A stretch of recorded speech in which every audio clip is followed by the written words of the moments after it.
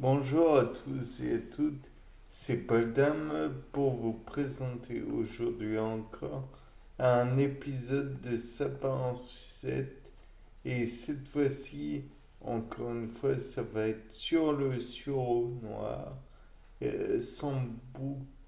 Sam... 1, 2, 3, Sambucus nigra, si je me rappelle bien. Et donc là, vous savez, depuis quelque temps, je me dis que ça pourrait avoir un impact non négligeable via ce moelle, via ce moelle, la moelle du poids sur l'intestin. Il pourrait faire une occlusion intestinale. Et donc, par conséquent, s'il bloque le flux, disons, intestinal, ça ferait bloquer beaucoup de choses.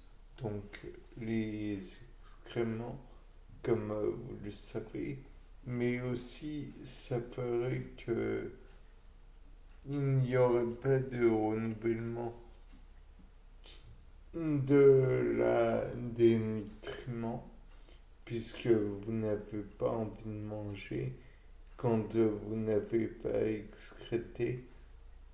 Je pense que c'est normal. Et donc, je me suis dit que les bactéries n'étant pas renouvelées, elles pouvaient à leur tour faire des ennuis en passant la barrière de l'intestin et pour aller dans le sang. Étant donné qu'il n'y a plus de nutriments renouvelés, alors il pourrait s'attaquer à l'intérieur du sang.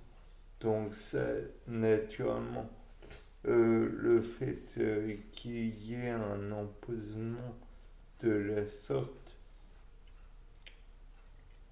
si on peut parler d'empoisonnement, c'est une chose qui a un impact non négligeable. Imaginez que ces Escherichia coli, par exemple, remontent jusqu'au cerveau. Elles pourraient entre autres, Escherichia coli, c'est un nom qui m'est venu comme ça, mais il y a probablement d'autres bactéries qui pourraient le faire. Et donc, Escherichia coli pourrait remonter jusqu'au cerveau. Et là, bonjour les dégâts. Mais ne parlons pas uniquement de bactéries, mais de ce qu'elles produisent en restant dans le tractus intestinal. Plutôt, la bactérie va finir par consommer tous les glucoses qui est à sa disposition et va peut-être produire des, comment dire, des toxines qui pourraient être néfastes pour le reste de l'organisme, bien que d'habitude elles puissent être diluées et éjectées dans la matière fécale. Le fait que la matière fécale ne soit pas renouvelée, peut-être que ça fait que cette toxine s'accumule et s'accumule encore. Et au bout d'un moment, cette toxine va passer elle aussi dans le sang et aller, bon, j'ai parlé du cerveau, mais ça pourrait tout aussi bien aller jusqu'au cœur. Et donc là, il pourrait y avoir un choc cardiaque anaphylactique. Et donc,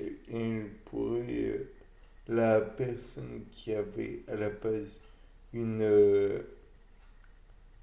une occlusion intestinale aurait peut-être une crise cardiaque de surcroît.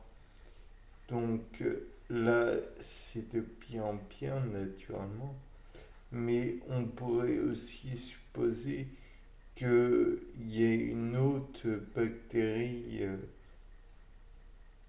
comme une bactérie pot- botulinique ou un truc comme ça, qui habituellement est en tout petit nombre, mais n'ayant pas subi d'arrachage par le flux intestinal, a pu se, se bloquer, se caler dans les microvillosités de l'intestin et a pu produire en quantité non négligeable sa toxine. Et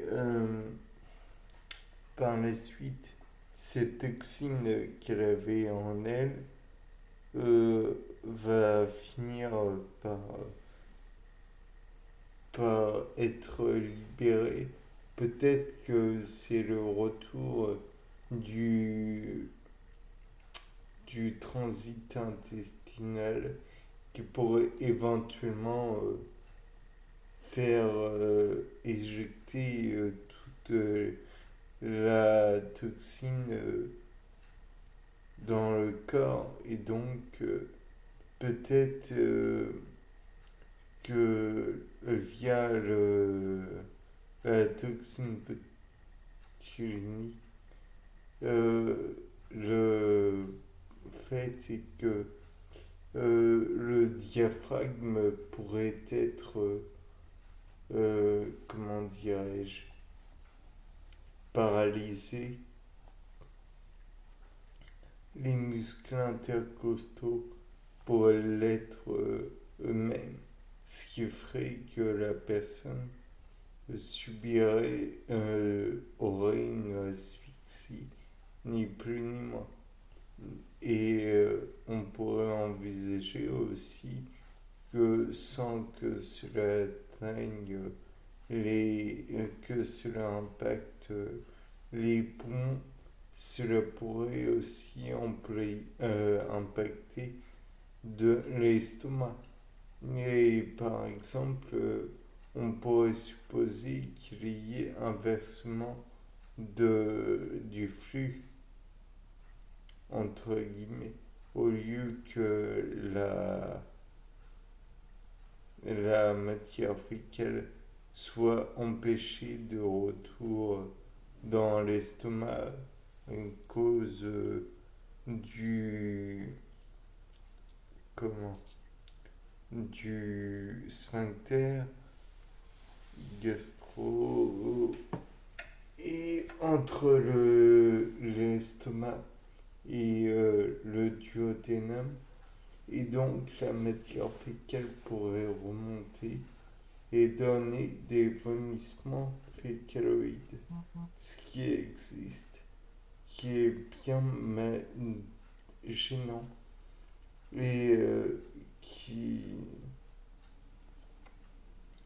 pénalise les personnes qui en sont atteintes. Je n'ai pas envie d'en faire partie.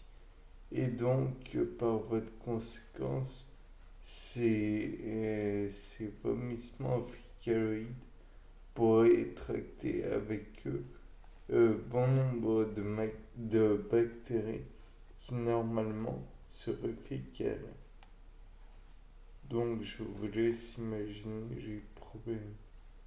Bien, c'était Paul Dain pour un nouveau sapin en sucette.